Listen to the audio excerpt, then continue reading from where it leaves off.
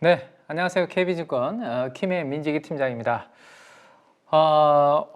이 올해 마지막 주간 일요일 밤에 찐 시황이 될 것 같네요. 한 해 동안 참 많은 일들이 있었는데 2023년을 보내면서 2024년을 한번 준비해보는 그러한 시간으로 오늘은 함께 말씀을 좀 드리도록 하겠습니다. 우리가 이제 28일 날 폐장일이었고요. 쉬는 사이에 미국 증시는 계속 이어졌습니다. 그래서 미국 증시의 조금 특징적인 뉴스 몇 가지 전달을 해드리고 올 한 해 관련된 부분 주요 이슈들 몇 가지 말씀을 좀 드리고 그 다음 이제 연말에 좀 수급적으로 특징적인 흐름들과 함께 연초에 어떤 부분들이 좀 강세를 보일 건지 그와 관련 이야기들을 좀 연결을 해서 해드리도록 하겠습니다. 자, 일단은 미국 증시는 3대 지수가 그동안에 상승한 거에 비하면 그냥 무난하게 보합권에서 마무리가 되었습니다. 지금 한번 보시면 자, 다우존스 지수부터 하나씩 볼게요. 자, 지금 보시는 것처럼 연말까지 꾸준하게 상승세가 유지가 되었고 특히나 11월부터 상승세가 도드라지게 나타났다라고 볼 수 있을 것 같네요. 그죠?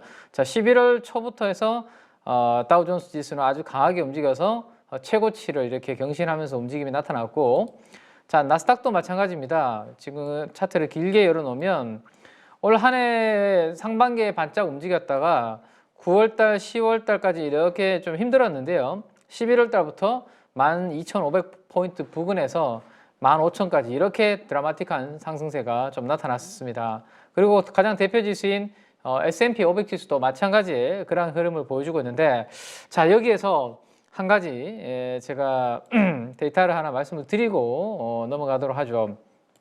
자, 우리가 2023년도도 돌아보면 조금 시장이 가파르게 하락했던 구간이 한 3차례 정도가 있었고 가장 최근에 있었던 가파른 하락 구간은 9월달, 10월달, 뭐 8월달도 시장이 별로이긴 했는데요. 뭐 8월, 9월, 10월 안 좋은 그러한 흐름이 있었습니다. 자, 그때 가족 여러분들한테 제가 무슨 말씀을 드렸는지 요 그래프를 가지고 한번 이야기를 한번 해드리도록 그렇게 할게요. 왜냐하면 이게 내년도에도 우리한테는 중요한 무기가 될 거기 때문에 한번 체크를 해드리도록 하겠습니다. 자, 1년 동안의 미국 하이힐드 스프레드의 흐름을 한번 보고 이와 관련해서 내년도에는 또 이 움직임에 따라서 우리가 큰 굴곡을 아마 지나가는 그런 그림이 될 것 같은데요. 한번 보시죠, 일단. 자, 시장은 항상 왔다 갔다 그런 변동성이 있기 마련이고 그 변동성은 위기인과 동시에 기회인 경우가 많은데요. 단순하게 우리가 이게 위기인지 기회인지 참 감으로 가지고 판단하기는 참 쉽지 않죠. 그래서 우리가 판단하는 하나의 지표를 가지고 있자라는 말씀을 드렸고요. 네, 지금 시장이 위기가 더 커지고 있는지 아니면 위기가 감소하기 시작해서 이제는 기회로서 활용을 할 것인지 이런 부분들을 판단하는 데 있어서 중요한 지표 한 가지만 알고 있어도 충분히 우리 가족 여러분들이 좀 위기는 피할 수 있고 기회는 또 얻을 수 있는 그런 부분이 된다라고 제가 2022년 4월부터 8.15 장시작전 방송을 했고 그 이후로 제가 주식과 주간찐 시황 방송을 하면서 여러 차례 위기가 시장에 있었지만 요 지표를 가지고 설명을 드렸었는데요. 이번에도 한번 보시죠. 네. 자, 분명히 상반기 시장이 괜찮을 때는 미국의 이 하이힐드 스프레드가 3월달을 고점으로 이렇게 8월달, 9월달까지는 안정적인 흐름이 있었습니다. 그때 미국의 3대 지수의 움직임 중에 하나를 한번 볼까요? 네, 어떤 걸 볼까요? 가장 대표적인 S&P 500을 한번 볼까요? 자, 3월달부터 해서 7월달까지 이렇게 노란색 영역으로 제가 박스를 지금 그렸습니다. 그죠? 얼마부터입니까? 이게 3,900선 아래에서 4,600선까지 이렇게 쭉 올라가게 됩니다. 주가 지수가 S&P 500 지수가 상승을 했다라는 이야기죠. 그 구간이 어떤 구간인가요? 바로 여기 구간입니다. 미국의 하이힐드 스프레드가 우하향을 하면서 시장에서 돈들이 어디로 움직이고 있는 거죠? 위험자산 쪽으로 안전자산을 버리고 야, 시장이 금융시장이 좋은데 굳이 우리가 위험을 회피할 필요가 있겠냐라는 생각에 돈들은 위험한 곳으로 자꾸 움직였죠. 그 위험한 곳이 어딘가요? 네, 위험하다 그러니까 상당히 더 어감상으로 조금 불편하긴 한데 어쨌든 주식은 리스키한 자산이고 대표적으로 안전자산이 아니라 위험자산이 맞죠. 대표적으로 이 구간에서 어디로 시장은 주식으로 주식으로 돈들이 움직였다라고 보시면 될 것 같아요. 당연히 주식으로 돈이 움직이니까 지수가 상승하는 이렇게 노란색 영역에 상승하는 그림이 되었고요. 반대로 자 8월달 이후의 흐름을 한번 볼까요? 네, 8월달 이후로 흐름을 한번 보시죠. 네, 이렇게 영역을 그렸고 요거 색깔을 한번 제가 바꿔서 한번 표시를 해볼게요. 네, 내려오는 구간이니까 노란색이 아니라 파란색으로 제가 영역을 한번 표시했습니다. 7월달, 8월달 초까지 잘 가던 주식시장이 이거는 뭐 S&P뿐만 아니라 나스닥도 마찬가지의 흐름이며, 그죠? 나스닥도 이렇게 7월달, 8월달 가깝게는 이렇게 상승을 하다가 뭐 상승하는 구간이니까 요 붉은색으로 한번 바꿔보고요. 네, 자 바꿔보고 그 다음 반대로 네, 요 구간 있죠, 요 구간. 네, 이렇게 두 번째 박스 구간을 제가 파란색으로 한번 바꿔볼게요. 네. 자, 요 구간 한번 보시죠. 네. 자, 뭔가 다르죠, 그죠? 시장이 3월달부터 8월달까지 쭉 올라갔던 구간, 그 다음 9월달, 8월달, 9월달, 10월달까지 쭉 내려왔던 구간. 뭐 때문에 움직이는 거예요, 지금? 자, 요 구간입니다. 보이십니까? 네. 자, 내려올 때는 우리가 적극적으로 좀 주식 포트폴리오의 비중을 좀 높일 필요가 있고요. 현금을 굳이 들고 있을 이유가 없잖아요, 그죠? 적극적으로 주식을 좀 하고, 대신에 8월달 이후로 분명히 시장이 안 좋았는데 그 구간이 어떤 그림이 나타났나요? 자, 내려오던 이 위험 지표가 이렇게 올라가는 그런 구간이 됐죠. 그때 그래서 우리가 무슨 이야기를 했죠? 자, 하이힐드 스프레드가 올라가면서 지금 시장이 안 좋은데 요게 고점에서 딱 꺾이는 순간, 그죠? 요게 고점에서 딱 꺾이는 순간 그때부터 다시 어떻게? 공격 앞으로를 외치면 된다 라고 말씀드렸고, 언제 딱 꺾이기 시작했나요? 11월 초죠 뭐. 네, 11월 초부터 지금 보시는 것처럼, 자, 지저분하니까 다시 한번 지워볼게요. 네, 지워서, 네, 여기죠. 요렇게 제가 선을 연결해 드렸죠. 네, 저점과 저점을 연결한 추세선을 요렇게 이탈하게 되면 그때부터 시장은 다시 어디로? 네, 안전자산에서 다시 위험자산인 주식으로 돈들이 갈 거니까 그때 우리가 다시 공격 앞으로를 하면 된다라는 말씀 드렸고, 차트상으로 바로 어디 구간입니까? 저 파란색 영역을, 그죠? 지나고 11월 달부터 다시 상승이, 이렇게 제가 요거는 노란색으로 표시를 좀 해드릴게요. 네. 자, 그래서 올 한 해 되돌아보면, 요 그림만 잘 따라서, 그죠? 요 그림만 잘 따라서 8.15의 장시작정 방송과 주간찐 시장 방송에서 이 하이힐드의 큰 그림만 잘 따라서 움직였더라도 충분히 지수 플레이를 해서도 꽤 괜찮은 수익을 낼 수 있다는 것을 이 부분을 통해서 충분히 아마 우리 8.15 가족분들은 느끼실 수 있지 않을까라는 생각이네요. 그러면 이게 올해로 끝이냐? 그렇지 않죠. 내년도에도 분명히 이와 관련 파동은 나올 겁니다. 거기에서 우리는 시그널을 언제쯤 느낄 수 있냐? 저는 한 3월 달에 지금 페드에서요, 보시면 페드에서 금리 전망을 한번 보시면요. 자, 요게 굴곡이 한번 오는 시점이 저는 2, 3월 달에 한번 올 것 같은데, 뭐 올지 안 올지는 모르지만 예상을 해본다면, 자, 1월 달에는 금리에 지금 어때요? 금리가 지금 동결 가능성이 83.75%를 반영을 하고 있습니다. 그래서 1월은 연준의 기준금리는 동결입니다. 근데 이게 언제부터 꺾이냐? 자, 지금 그림으로 가보면 3월이네요, 그죠? 네. 3월에 금리 인하의 가능성이 무려 73%나 반영이 되고 있습니다. 자, 금리 인하의 가능성이 73%가 반영이 되고 있는데, 그러면 3월 달에 여기 보시면 2024년 3월 달에 5.0에서 5.25로 한 단계 더 내려가는 확률이 73%로 가장 높게 반영이 되고 있기 때문에 기정사실화를 이미 하고 있습니다. 자, 그러면 이와 관련해서 약간의 시장 변동성은 언제부터 나타날까요? 3월 20일 날 금리 인하 딱 할 때 그때부터 나타날까요? 저는 그렇지 않다라고 생각합니다. 요거보다 약 한 달 전, 1개월 전인 2월부터 야, 시장이 금리 인하를 진짜 할 것 같아. 근데 금리 인하를 하는 이유가 경기 침체 때문이래 라는 이야기가 만약에 나와준다라면 조금 전에 우리가 봤던 이 하이힐드 스프레드가 다시 어떻게 된다? 제가 봤을 때는 이렇게 내려오던 하이힐드 스프레드가 지금 안정을 찾고 있잖아요, 그죠? 요게 다시 이렇게 움직일 가능성이 높고, 이런 움직임이 나타날 때 우리가 그러면 어떻게 해야 될까요? 2월과 3월 사이에 이게 나타나지 않으면 상관이 없는데, 만약에 이러한 그림이 나타날 경우에는 그때는 다시 위험 자산의 비중을 줄이고 약간의 현금을 뭐 안전자산이라고 해서 우리가 무조건 뭐 채권을 사야 된다 이런 건 아닌데요. 현금 비중을 살짝 높여놓고 요 한 포동이 좀 지나가기를 기다려야 된다. 이 좀 이따가 제가 그래프를 하나 보여드릴 텐데요. 자, 지금 한번 그 그림을 한번 보고 갈까요? 네, 그 그림을 바로 한번 보면 자, 어떤 그림이냐면 요 그림입니다. 자, 여기서 2022년 그러니까 큰 그림에 대한 전망을 지금 우리가 하고 있는 거다라고 생각을 하시면 돼요. 자, 먼저 요거부터 한번 보시면 내년도의 지수에 대한 이야기들이 참 많이 나오고 있는데 과연 지수가 어떻게 될 것이냐. 한번 보세요. 2022년에 마이너스 25% 코스피가 코스닥이 무려 34%가 빠졌습니다. 그죠? 자, 보통 저렇게 한 해가 많이 빠지고 나면 그 다음에는 어떻게 된다? 더 빠지기보다는 하락한 부분을 다시 복원시키는 경우가 꽤 많다라는 이야기를 제가 해드렸었고 어떤 케이스냐면 자, 여기도 마찬가지죠. 2008년과 2009년도 사이 한번 보세요. 2008년도에 시장이 40% 50% 폭락하고 난 다음에 그 다음에 어떻게 됐나요? 되돌렸죠. 그죠? 그 다음 2000년도 한번 볼까요? 여기도 마찬가지네요. 네, 2000년도에 50%씩 80%씩 빠지고 난 다음에 절반 이상으로 되돌리는 그런 그림이 나온 케이스가 있습니다. 자, 그 다음에 2018년과 2019년 사이 한번 볼까요? 네, 여기 한번 보시죠.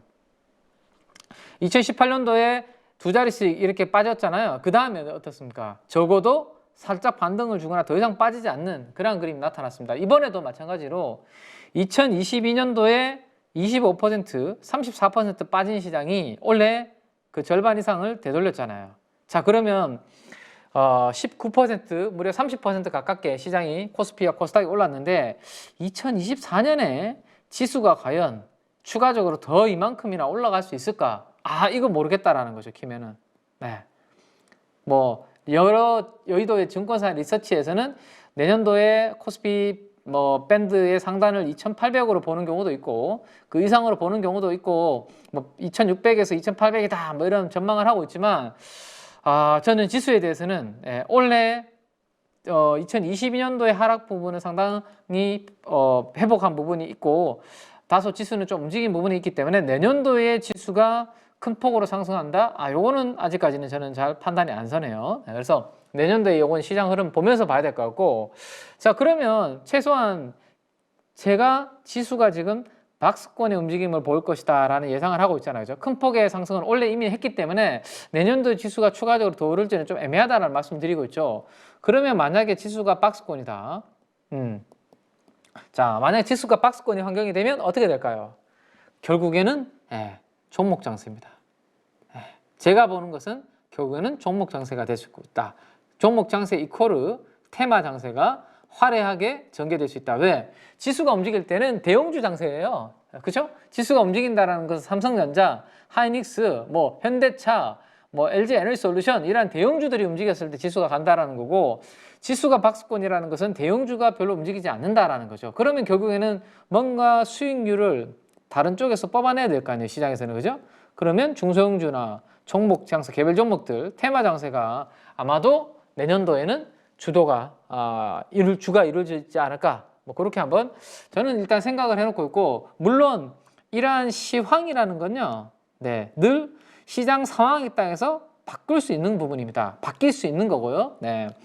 시장 환경에 따라서 원래는 제가 종목 장세, 테마 장세, 박스권 지수 정도의 움직임을 봤는데 생각을 요런 변수로 인해서 요런 논거들로 인해서 지수의 전망은 좀 바뀌었고 그로 인해서 생각하고 있는 대형주 움직임들은 이렇게 될 수 있다라는 것을 내년도에 말씀을 드릴지 아니면 이대로 생각이 그대로 유지가 될지는 가봐야 알겠죠. 그죠? 그래서 시황에 따라서 언제든지 이런 부분들은 바뀔 수 있다라는 것을 일단은 알고는 계시고 지금 구간에서의 큰 그림은 지수의 박스권 결국에는 개별 종목 테마 장세가 내년도 움직일 가능성이 높다. 자, 첫 번째 1차적인 테마 장세는 그러면 결국에는 1월에 올 가능성이 높다.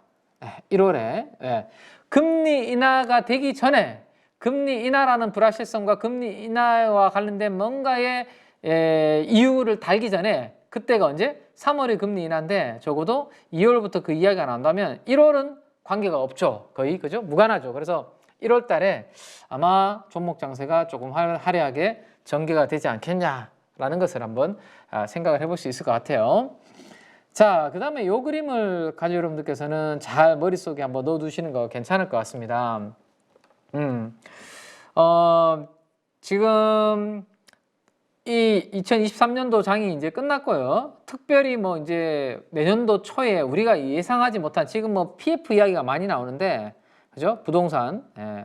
그다음에 뭐 태형건설이 뭐 워크아웃 신청했고 부동산 PF 관련된 이야기들이 많이 나오는데, 요거는 이제 은행권은 익스포저가 별로 크지 않습니다. 사실은 은행이 무너져야 이건 시스템적 위기로 커질 수 있는 부분인데, 은행들은 이미 상당 기간 충당금을 적립을 해뒀고 익스포저가 그렇게 크지 않고요. 오히려 증권사나 그 제2금융권 있죠? 그쪽에 익스포저가 좀 큰데, 뭐 워낙 연초부터 해서 이 관련된 전략, 대책 회의를 하고 뭔가 전략을 수립하겠다고 정부에서 금융정책 당국에서 이야기를 하고 있기 때문에 아마 여기에서 우리가 알고 있는 노이즈가 단기간에 터지기는 쉽지 않을 것 같아요. 그죠? 그러면 이거 외에 돌발적인 이슈가 나타나지 않는다라면 시장이 연초부터 크게 흔들릴 가능성은 낮다라는 생각이고, 그러면 금리 인상 사이클이 지금 전개가 되고 있잖아요. 그죠? 이렇게 밑에 파란색, 초록색이 연준의 정책금리입니다. 지금 이런 구간이잖아요. 그죠? 이렇게 올라가고 있는 그런 구간입니다. 이 금리 인상 사이클이 끝나고 금리 인하 사이클을 시작하기 전까지는 주식시장은 상승 구간에 있다라고 보시는 게 맞을 것 같아요. 왜? 과거에 70년도 이후부터 금리와 S&P 500과의 관계를 한번 보시면, 네, 금리가 이렇게 올라가는 구간에서는 대체적으로 시장이 긍정적인 흐름을 보였다. 요 금리가 올라가는 구간, 그렇죠? 금리가 이렇게 올라가는 구간 나쁘지 않죠? 네, 나쁘지 않습니다. 대체적으로. 네, 자, 여기도 마찬가지. 네. 근데 지금 문제는 첫 금리 인하 시기까지는 시장은 긍정적으로 보면 되는데, 첫 금리를 인하할 때 변동성이 커질 수 있다. 이거를 머릿속에 기억을 해 두셔야 됩니다. 그래서 제가 지금 2월 달과 3월 정도에서는 시장의 하이드 스프레드가 다시 조금 움직이면서 우리가 약간 조심해야 될 필요가 있다라는 말씀을 드리는 겁니다.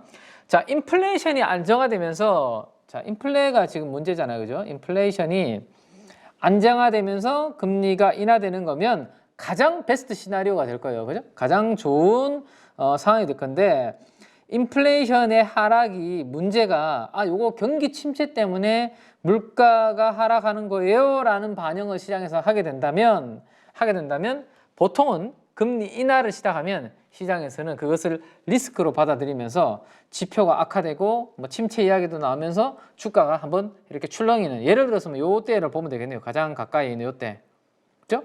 첫 금리 인하할 때 시장 한번 보세요. 이렇게 되는 거.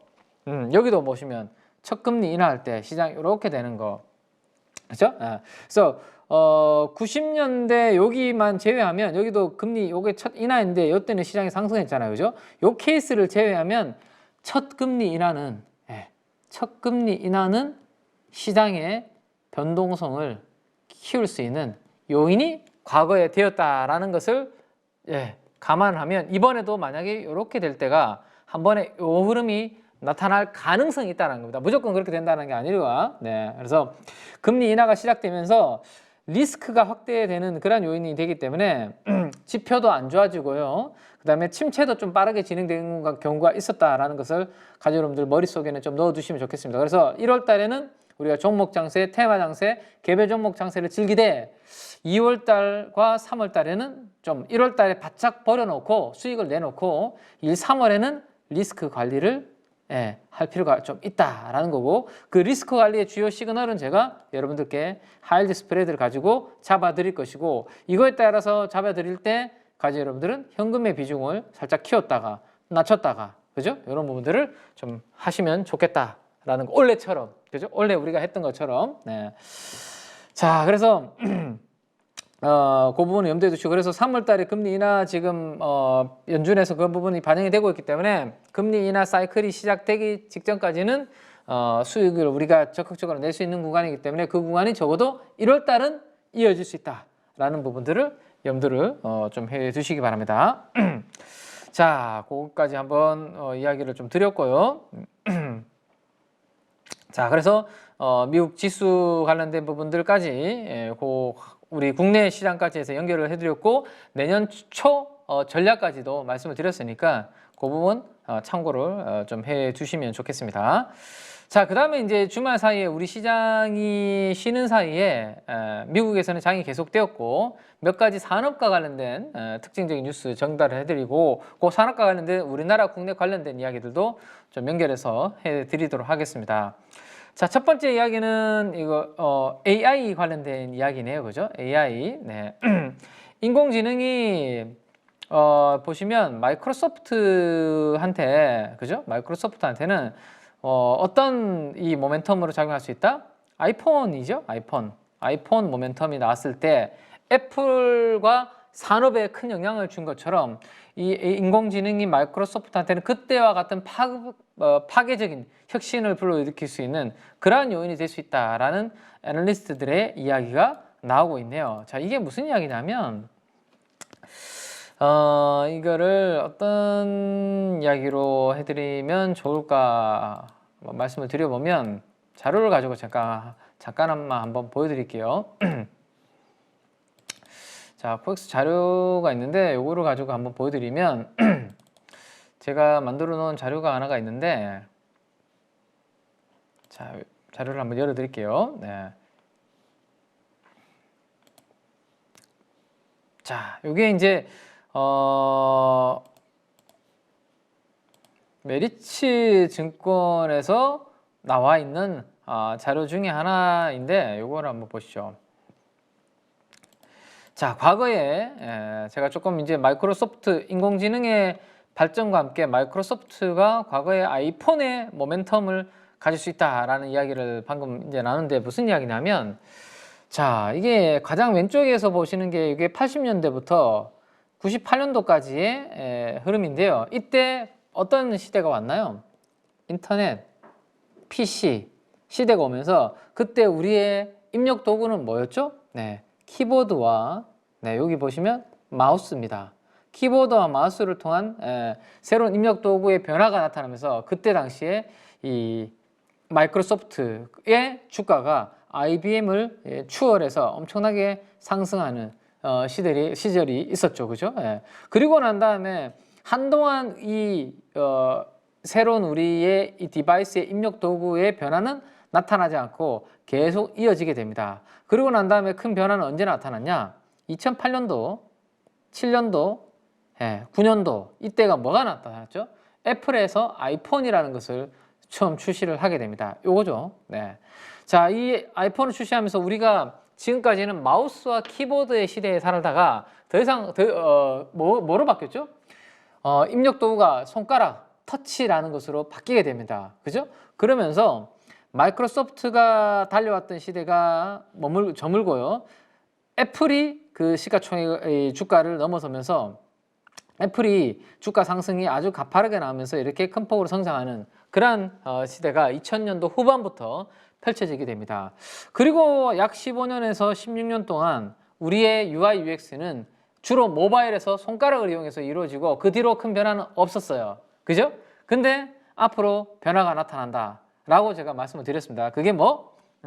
애플의 비전 프로와 함께, 그죠? 애플의 비전 프로가 되면서 인공지능의 시대가 오면서 인공지능이 우리 온디바이스 AI와 같은 엣지단에 탑재가 되면서 음성이나 그 다음에 나의 그 눈동자, 그 다음에 뭐라 그러나 음성 눈동자, 그 다음에 그 센싱, 공중에다가 이렇게 움직이는 거, 아니면 내 허벅지에다가 이렇게 하면, 그죠? 센싱을 통해서 작동을 할 수 있는 이런 시대가 내년도부터 본격적으로 열린다. 그래서 15년, 16년 만에 UI, UX에서 큰 변화가, 새로운 입력 도구에 큰 변화가 나타나는 거예요. 그러면 이때 아이폰이 터치라는 UI, UX의 큰 변화가 나타나면서 애플 관련주들이 이게 10배, 수십, 20배 막 가는 종목들이 있었거든요. 그래서 내년도에 아마 내후년부터 내년도, 내후년도와 연결해서 막 그러한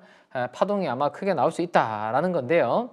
자, 그거는 이제 내년부터 우리가 본격적으로 계속 공부를 할 이야기들이고, 어쨌든 마이크로소프트가 그러한 아마 시대가 올 수 있다라고 애널리스트 분들은 평가를 하고 있는 이유가 방금 말씀드렸던 그 부분 때문이다 라고 보시면 될 것 같습니다. 자, 그래서 아이폰이 처음 등장하면서 산업에 충격을 주었던 아이폰 모멘텀과 비교를 하는 그런 부분들이 되고 있고요. 본격적으로 뭐가 시작이 되면 본격적으로 뭐가 시작이 되냐면 자, 코파일럿이라는 거 다들 이제 많이 들어보셨을 텐데요. 네.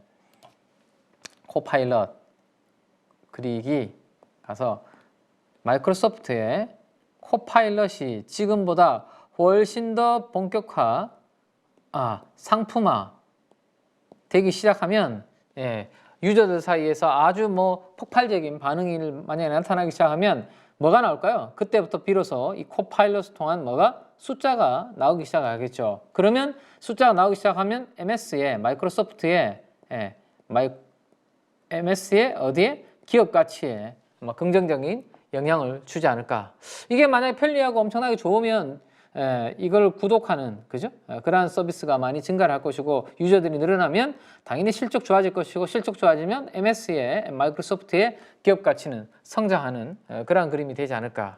이렇게 이해를 해두시면 될 것 같아요. 그래서 내년도에도 결국에는 하나의 종목 장세의 테마 장세의 주도는 결국에는 이 AI가 한 축을 차지하지 않겠냐라고 그렇게 생각을 좀 해두시면 좋을 것 같고, 자, 그 다음에 넷플릭스 이야기를 한번 해볼까요? 네. 저도 이제 넷플릭스의 그 뭐 시리즈를 오리지널 시리즈를 못 본 것들을 좀 이번 연말 사이에 좀 보려고 했는데 뭐 회사 일정이 좀 있는 바람에 바빠서 아직까지 못 보고 있는데요. 뭐 경성 크리처라든지 뭐런 우리 오리지널 시리즈들이 있죠. 네. 자, 그래서 넷플릭스가 여전히 OTT에서는 강자로서 당분간은 계속 자리를 유지할 것이다. 뭐 그런 보고서 내용들이 나와 있다라고 보시면 될 것 같아요. 자, 우리가 원래 넷플릭스를 꾸준하게 이제 이야기를 나눠왔었는데 주가가 $300 미만에 있던 주가가 최근에 $500까지 올랐었습니다. 무려 70%나 넷플릭스도 연중 상승률을 보였는데요. 이게 지금 분위기라면 당분간은 이 뭐 흐름이 이어지지 않겠냐라는 내용의 뉴스라고 보시면 될 것 같아요. 자, 넷플릭스는 그 아주 위대한 프라이싱 모델이 있다라는 겁니다. 어떤 것처럼 스포티파이가 하는 것처럼, 그죠? 스포티파이가 하는 것처럼 뭐 훌륭한 가격 모델이 있다라고 그래서 좋다. 긍정적으로 이렇게 이야기를 하고 있네요. 그래서 지금 분위기가 어떻게 흘러가고 있냐면 약간 영상 쪽은 그죠? 영상 OTT와 관련된 이 서비스는 넷플릭스가 결국에는 가장 시장 압도적인 지위를 형성하고 있는 것 같고, 이거를 일단은 기본적으로 가장 구독을 해놓고요. 그 다음 이제 파생해서 뭐 좀 재밌는 게 나오면 디즈니 플러스도 가입을 하고 티빙도 좀 해볼까? 그죠? 웨이브도 뭐 해볼까? 이렇게 되는 거죠. 그래서 가장 기본적으로 넷플릭스가 당분간은 기본 아마 구독 우리가 서비스 OTT가 되지 않을까 싶습니다. 그 다음에 영상은 저렇다면 음악은 어디예요? 음악은 스포티파이입니다. 스포티파이. 그래서 아까 기사에서도 스포티파이와 비교하는 그런 기사가 나온 거죠. 그래서 영상 쪽은 넷플릭스, 음악 쪽 스트리밍은 스포티파이. 이렇게 뭐 트렌드는 아주 굳어가고 있는 흐름이다라고 보시면 될 것 같아요. 그래서 내년도인가요? 우리 오징어 게임 또 2 뭐 이런 것들도 나오면 이러한 좀 아주 좀 인기 있는 컨텐츠들과 충성도 높은 유저들을 통해서 수익을 창출하는 그런 움직임들이 당분간 나타나면서 영상 스트리밍 시장에서는 넷플릭스의 이러한 1위 독주 체제가 이어질 것이고, 여기에 하나씩 뭐 조금 곁다리로 가입하는 정도의 흐름으로 보시면 되지 않을까 생각이 되네요. 네, 그렇게 하나 이해를 좀 해두시면 될 것 같고, 자, 그 다음에 이제 테슬라와 관련된 내용들이 좀 있습니다. 자, 이 테슬라의 내용을 보기 전에 이 화면을 한번 그림을 보시면 누구죠? 테슬라 일론 머스크와 함께 악수를 하고 있는 분이 인도의 모디 총리께서 지금 악수를 하고 있습니다. 결국에는 인도에서 뭔가 셋업을 하려고 지금 진행을 하고 있고, 그죠? 이게 굉장히 뭔가 잘 진행이 되고 있고 앞으로 희망적인 부분들이 될 수 있다. 테슬라한테, 인도한테도 물론 그런 부분들이 되겠죠. 그래서 내년 상반기 중에 빠르면 내년 초에 테슬라의 인도 공장 관련된 세부 사항이 발표될 수 있다. 그런 이야기들이 지금 좀 나오고 있습니다. 뭐 이미 원래 계속 그 인도와 관련된 이야기들은 나왔기 때문에 이게 뭐 서프라이즈한 뉴스는 아니지만 그래도 공장 설립 발표라든지 인도 공장에서 또 주로 어떤 모델을 생산하는지 이게 이제 중요하지 않을까 싶은데 시장에서는 생각하고 있는 부분은 이런 부분들인 것 같아요. 어떤 내용들이냐면 인도가 물론 지금 뭐죠? 중국을 대체하는 시장으로서 아주 크고 있죠. 그래서 제가 원래 연초부터 아마 우리 8.15 가족분들한테 인도 관련된 ETF를 특히나 직장인 분들이라면 내가 퇴직연금을 직접 운용하는 ETF로 운영하시는 분들이라면 인도 관련된 ETF를 한번 관심을 가져보시는 것도 저는 괜찮다라고 우리 8.15 가족분들한테 연초부터 많은 이야기를 인도와 관련해서 해드렸었고 최근에 인도는 자 이렇게 됐습니다. 마찬가지죠. 9월달과 10월달에는 조금 올라가다가 이렇게 200일선까지 쉬는 그러한 그림이 나왔어요. 근데 그때 제가 뭐라고 말씀드렸죠? 오히려 이렇게 성장하는 국가가 200일 이동평균선까지 이렇게 쉬어갈 때가 조금 많이 올랐을 때 막 적극적으로 관심을 가지기보다 이렇게 200일선 부분까지 좀 쉬어갈 때가 기회가 될 수 있다라는 말씀드렸는데 하이힐드 스프레드가 딱 돌아서는 11월부터 인도는 오히려 종고점을 돌파해서 아주 강력하게 인도의 선섹스 지수가 상승하는 그러한 그림들이 나타나면서 전체적인 인도 관련된 지수가 연초 대비해서 아주 강한 그러한 상승률로 마감이 되었습니다. 5만 8천 정도 있었는데요. 7만 2천까지 올랐으니까 꽤 큰 폭의 상승을 보인 게 아닌가 생각이 되는데 이게 지금 끝이 아니라 그죠? 끝이 아니라 계속 이게 앞으로 인도 쪽이 시장에서 주목을 받는 그런 부분들이 될 것 같네요. 지금 분위기상으로는 그렇죠? 네. 자, 그래서 그리고 또 하나가 뭐냐면 그러면 제가 아까 말씀드렸던 것처럼 인도가 저렇게 성장을 하면 소득 수준이 앞으로 많이 이렇게 좋아질 텐데 아직까지는 소득 수준이 그렇게 높진 않아요. 그죠? 그러면 인도에서 만드는 모델을 고급 모델로 할까?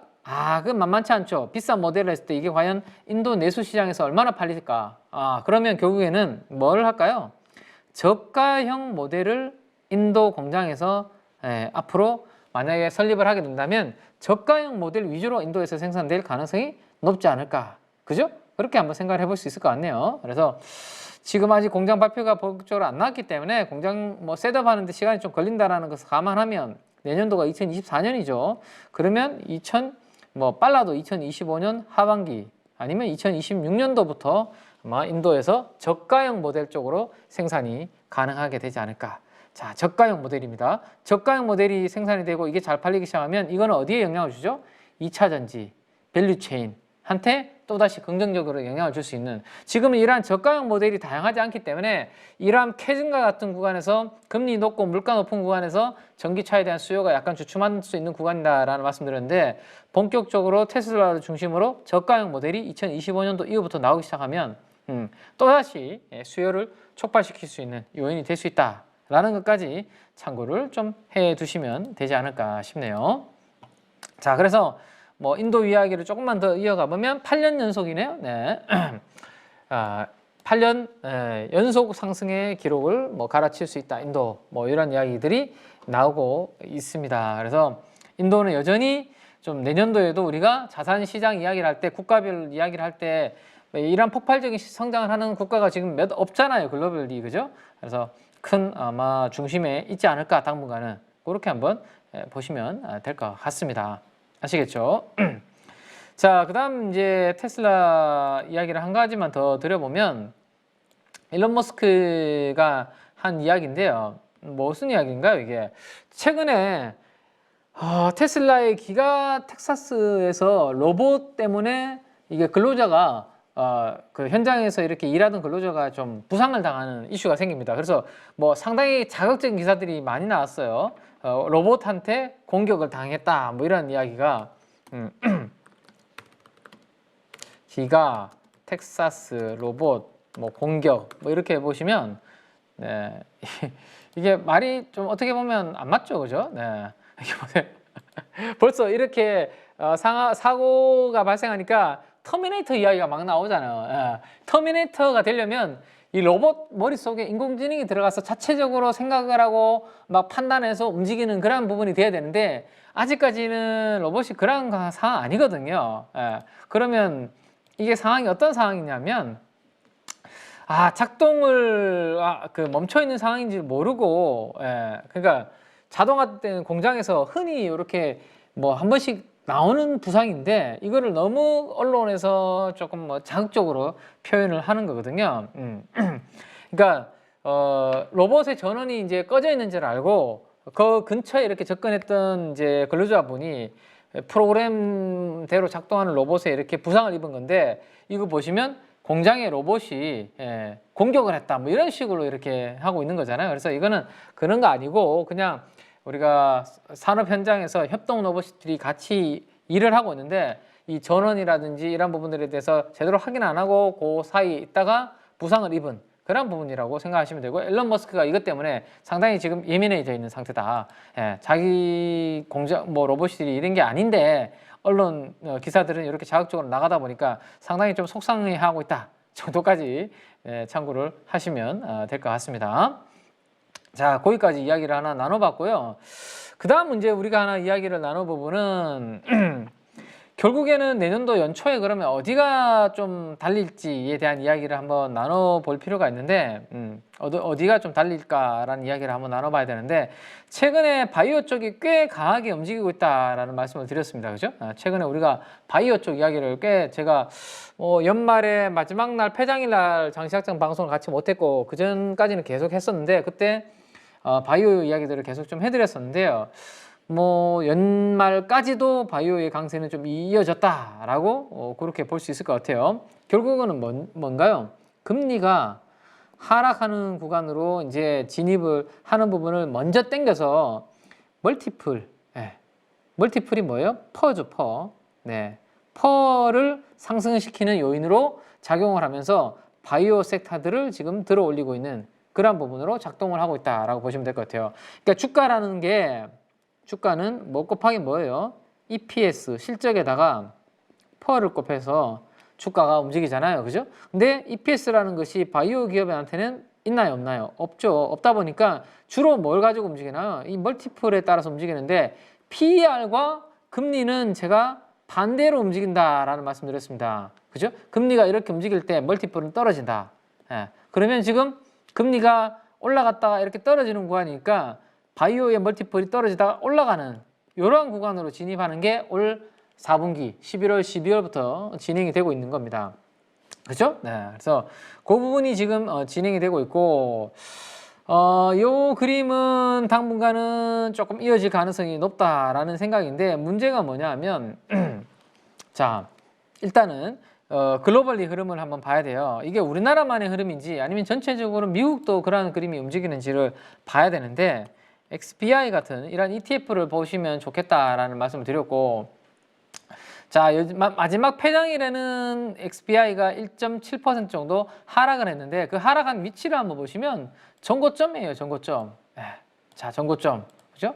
여기 전고점.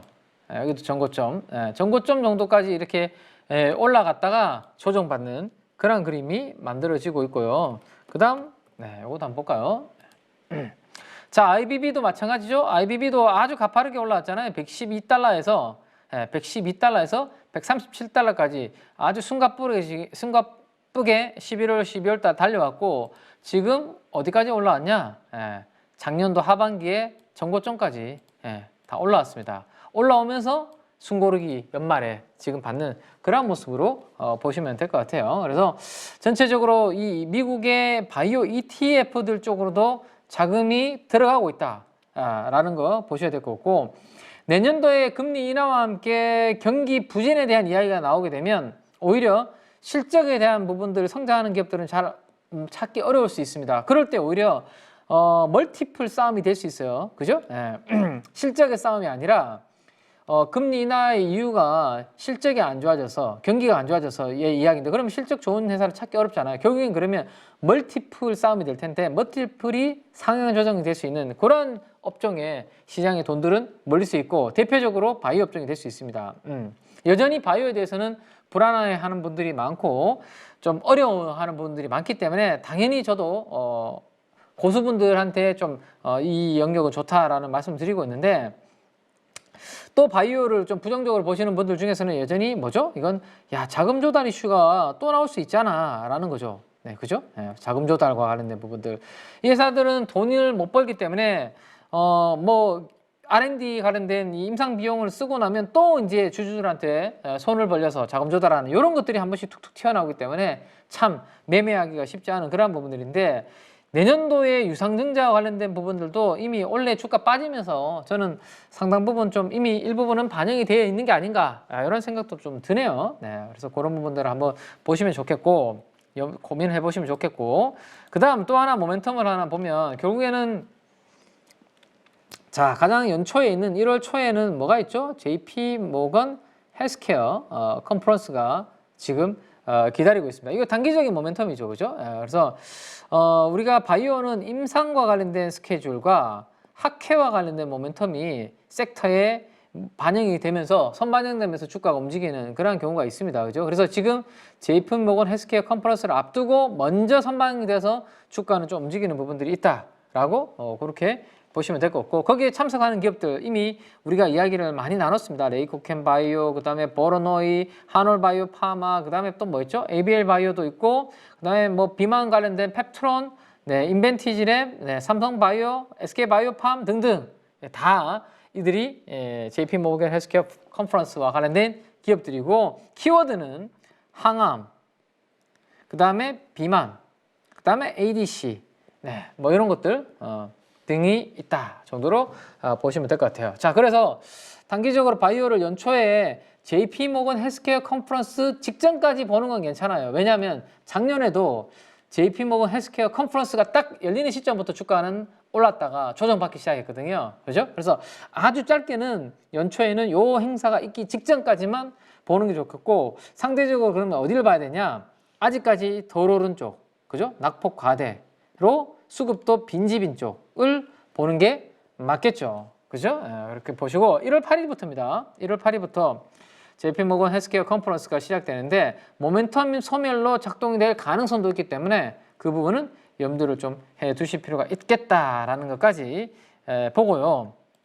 자, 우리가 뭐 공부했던 종목들 중에서 저는 비만 치료제 관련된 부분들 이야기를 원래 꽤 많이 해드렸고 내년도에도 저는 이 키워드는 핫한 키워드가 될 것 같아요. 왜냐하면 미국에서도 만약에 경기 침체가 부각이 되면 경기 침체의 이슈가 없는 쪽이 움직일 거 아니에요. 그죠? 거기가 내 삶의 질과 관련된, 내 미용과 관련된, 내 자신감과 관련된 부분이 비만입니다. 그죠? 그래서 일라일리와 노버노디스크의 숫자가 괜찮게 움직이는 부분이 나타나면 이 테마는 국내에서도 같이 올해처럼 움직이는 흐름이 될 것이고 약효 지속 관련된 부분에 있어서는 펩트론과 인벤티지랩 이야기를 제가 계속 해드렸고 우리 연말까지의 움직임은 나쁘지 않은 그런 그림이었습니다. 자, 수급 데이터 쪽으로 잠깐 가서 한번 보여드리면 자, 한번 볼까요? 여기까지 가서 한번 보면 자, 이들이죠. 한번 보세요. 자, 노란색 영역이 제약 바이오 쪽인데요.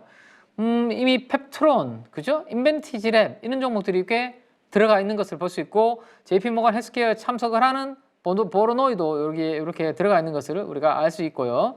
그 다음 제가 의료기기 쪽으로 말씀을 계속 최근에 많이 드려왔던 아이센스도 이렇게 들어가 있고 에클론은 뭐예요?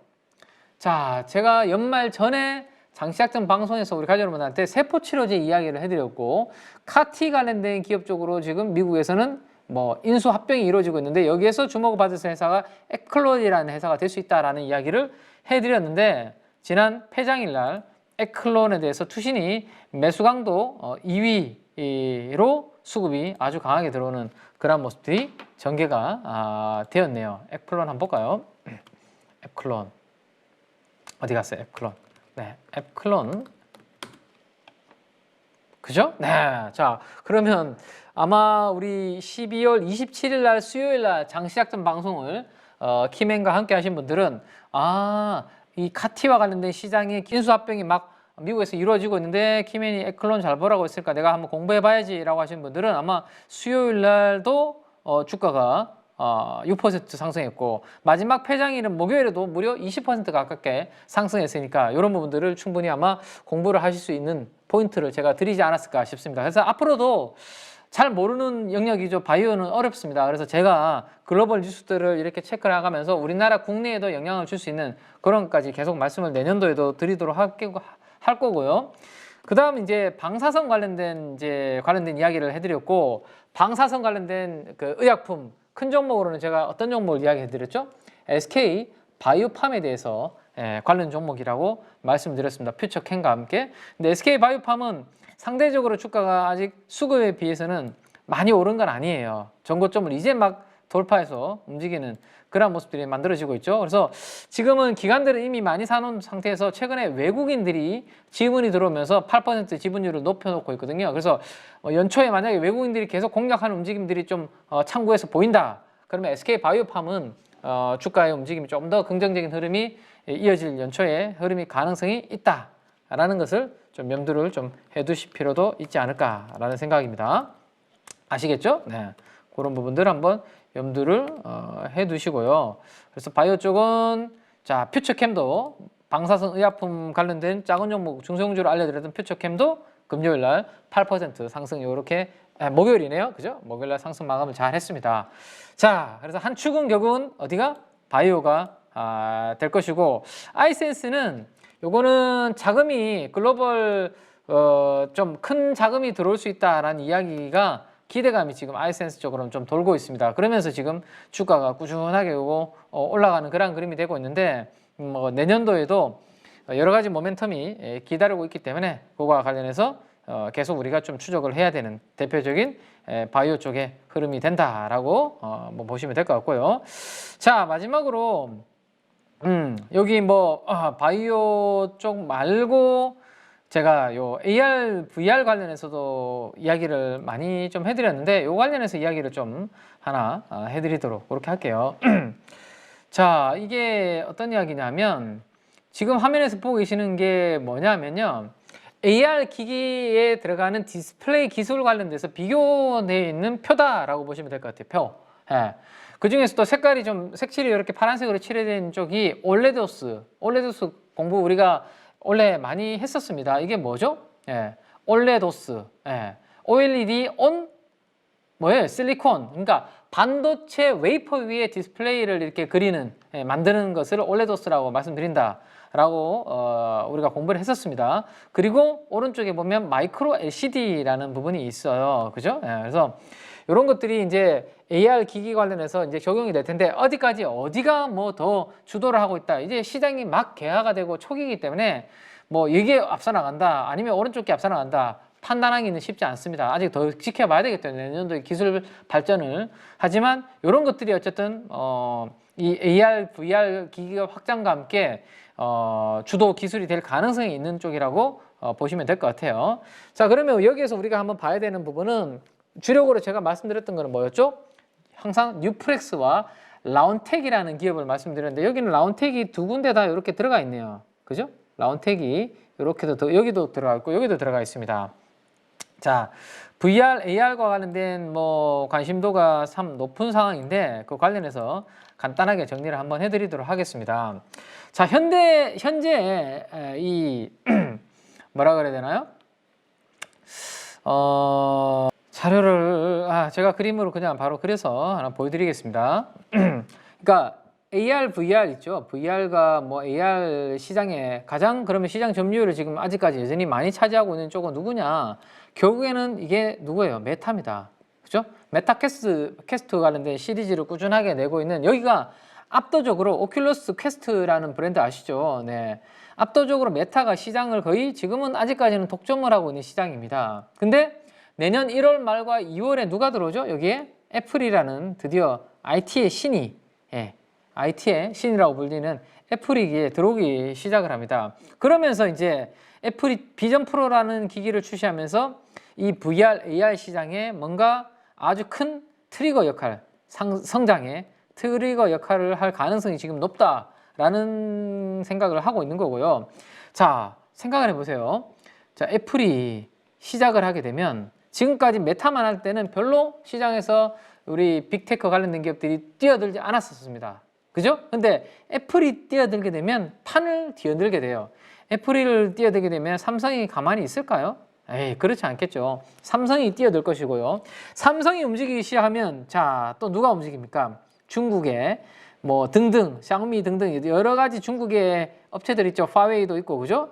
분명히 중국 업체들이 뛰어들 가능성이 높다. 훨씬 더 공격적으로 들어올 가능성이 높죠. 낮은 가격을 무기로, 그죠? 그래서 앞으로 이 판도가 내년도에 어떻게 바뀔지는 모르겠지만 당분간은 이 대형 IT 업체들이 이 시장에 이제 막 너도나도 막 뛰어드는 구간에서는 기존의 1위에 있는 이 메타, 오큘러스 퀘스트라는 이 시리즈를 계속 출시를 하고 있는 여기가 시장 확산에서 가장 수혜를 일단은 1차적으로 볼 가능성이 높아요. 왜냐하면 나도 AR, VR 한번 사볼까라는 생각을 하는데 애플의 비전 프로는 너무 비싸잖아요. 500만 원, 450만 원. 거기에다가 50만 대밖에 안 판다고 하니까 내한테까지 올 수 있는 게 있겠어요?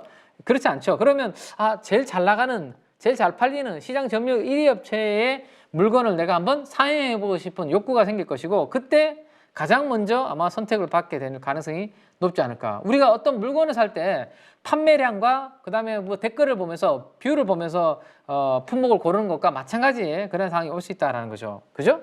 그리고 난 다음에 향후에 애플과 삼성이 이제 경쟁이 치열해지면서 점유율이 더 커질 수 있는 그런 부분들이 됐겠지만 그런 것들은 적어도 한 1년, 2년은 지나야지. 그죠? 애플이 비전 프로 2를 출시하는 게 2025년입니다.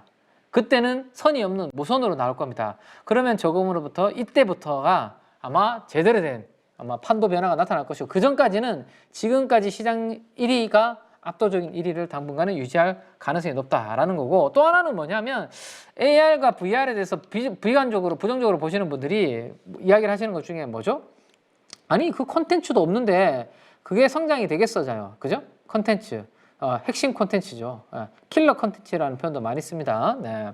근데 가족 여러분들 가만히 생각해 보시면 게임을 뭔가 콘텐츠를 만들려면 어떠한 사양을 가지고 있는 스펙을 가지고 있는 기기들이 그죠? 주력으로 시장에서 깔리는 판을 봐야 거기에 맞는 콘텐츠를 만들어내는 건데 지금은 기기들도 지금 깔려 있지 않은데 콘텐츠가 어떤 콘텐츠를 만들지 콘텐츠 소프트웨어를 만드는 회사들이 출시할 수가 없는 거죠. 그죠? 그래서 가장 지금 활발하게 만들어지고 있는 것이 게임입니다. 게임. 게임도 보면 디바이스의 출력을 봐야 되고요. 그 다음에 이 회사의 디바이스의 사양이라든지 다양하게 지원되고 있는 소프트웨어 같은 이러한 부분들을 검증을 하고 보고 거기에 맞는 게임들을 이제 게임 회사들이 만들고 제작을 하는 거거든요. 그래서 컨텐츠가 먼저 나오기보다는 결국에는 디바이스가 먼저 나오고요. 디바이스가 우리 유저들 손에 그죠? 여러분들 손에 하나씩 이 디바이스가 깔리고 나면 그때부터가 콘텐츠가 성장을 하는 겁니다. 옛날에 우리 애니팡과 같은 막 모바일 게임 나온 때 있었죠. 그 게임이 먼저 나왔나요? 우리가 아이폰이나 우리가 스마트폰이 먼저 나왔나요? 우리가 손가락으로 움직이는 그죠? 이 터치로 움직이는 모바일 기기가 내 손에 다 깔리고 난 다음에 그리고 난 다음에 간단한 애니팡과 같은 이런 모바일 게임이 나오면서 뭐 그 콘텐츠들이 깔리기 시작했지. 스마트폰이 모바일 게임이 먼저 나오고 스마트폰이 잘 팔리기 뒤에 많이 팔린 그런 게 아니죠, 그죠? 그래서 콘텐츠는 디바이스가 깔리고 난 다음에는 후행적으로 어차피 성장은 따라서 올 케이스다라는 것을 생각을 하시면 될 것 같아요. 네. 그러면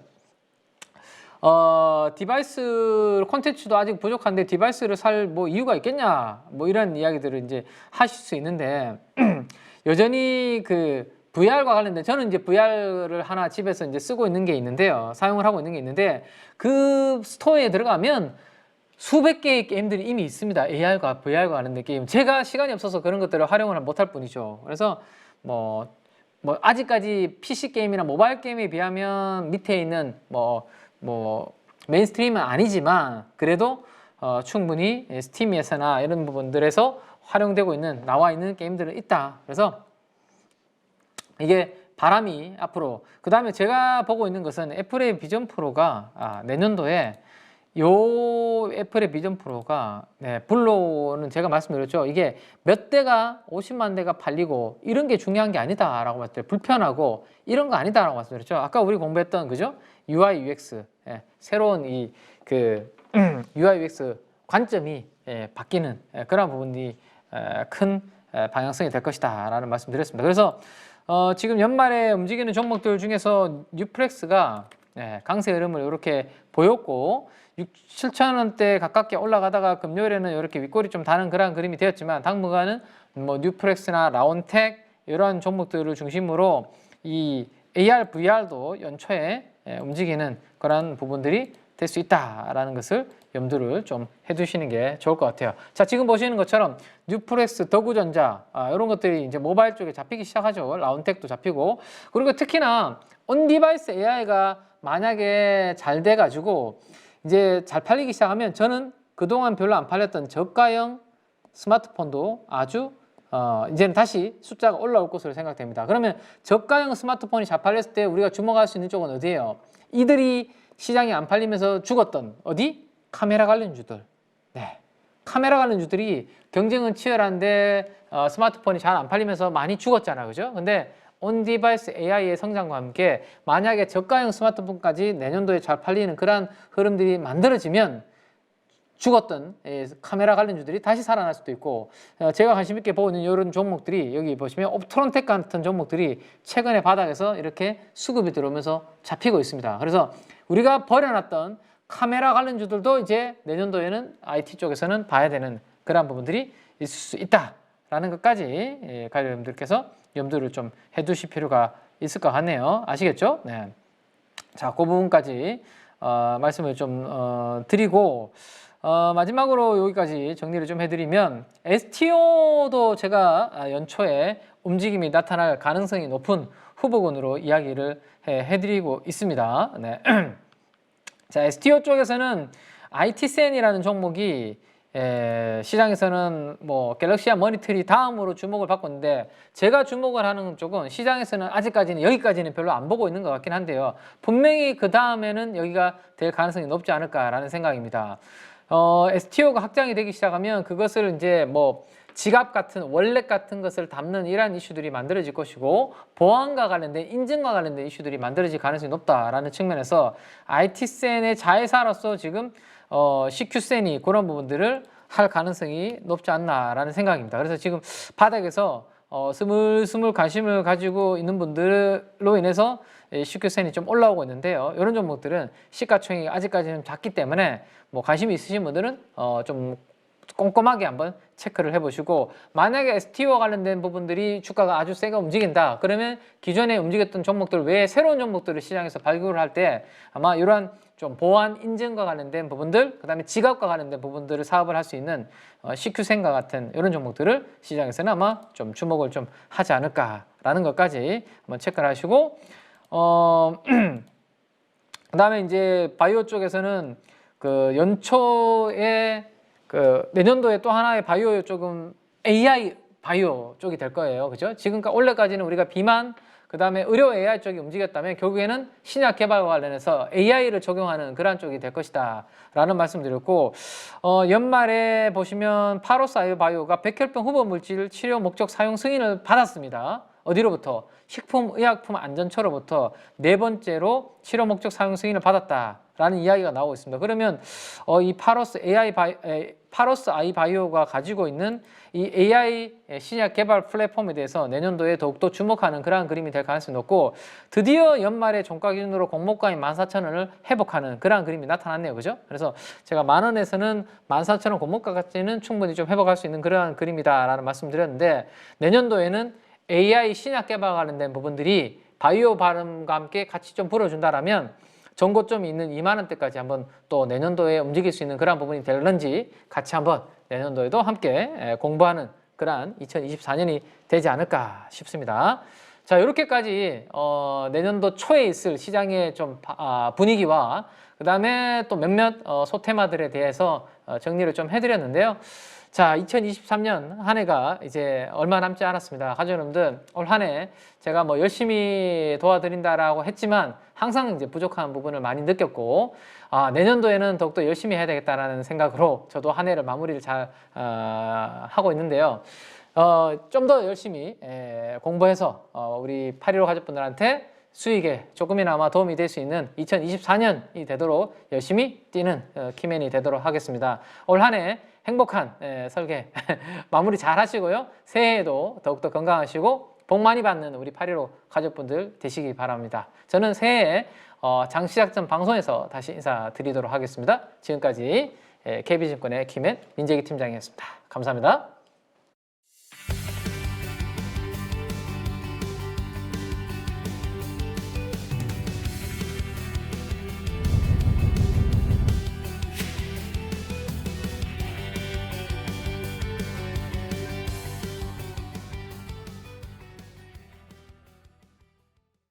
이번에 저 대입장 선생님 집중 단기 매매 스터디를 개설하신다 이렇게 말씀을 들었는데 이게 뭡니까? 올해 1초에 소수 인원으로 단기 트레이딩 과정을 했는데 그 이후에 많은 사람들이 또 언제 하냐고 또 언제 또 이런 프로그램이 있나고 문의도 많이 들어오고 그래서 이번에 한번 주로 개인 투자자들이 사실은 단기 매매를 의외로 많이 합니다.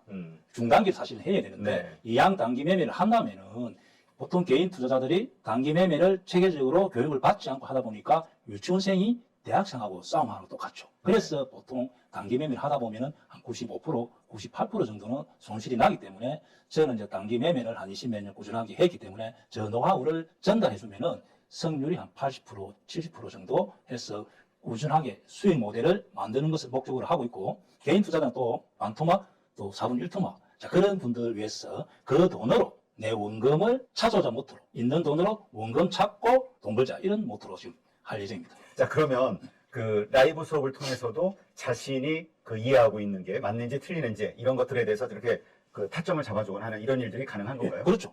왜냐하면은 많은 사람들이 밴더를 통해서 자기 매매를 올리잖아요. 그러면은 자기 손실 나는 사람들이 비슷한 자리의 손실, 수익 나는 자리는 비슷한 자리의 수익. 자, 그래서 그런 것을 통해서 빠르게 수익 모델을 만들 수도 있고 또 제가 또 라이브 할 때 자세히 이렇게 설명하기 때문에 계속 매매를 하다 보면은 작은 돈으로 꾸준히 하다 보면은 교육 한 10조 정도 마치면은 홀로 수익이 가능하지 않겠나. 내 있는 돈으로 원금을 찾아올 수 있다 그렇게 생각합니다.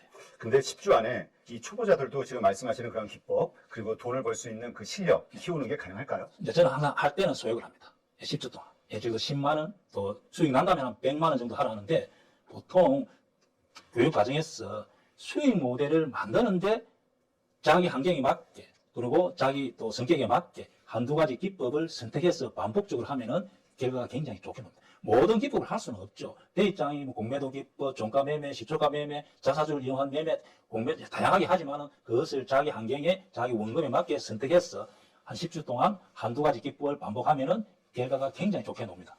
정말 이렇게 장담하시는 것처럼 그 돈을 잃으셨던 분들이 주식으로 다시 그 원금 회복하는 게 그 대입장 선생님의 기법을 배우고 예. 실력을 키운다면 가능할까요? 앞에 교육생 몇 명 중은 내 원금의 10배 정도 번 사람도 있습니다. 그래서 워낙 대입장 기법 자체가 단순하다 보니까 시장에서 그것이 통한다면 계속 통할 가능성이 많죠. 그래서 조금 원금만 올라간다 보면 특히 단기 매매는 회전율이 좋기 때문에 빠른 시일 내에 수익 모델을 만들 수 있고 수익 모델을 만든다면 원금을 찾아올 수 있다 봅니다. 네, 감사합니다. 감사합니다.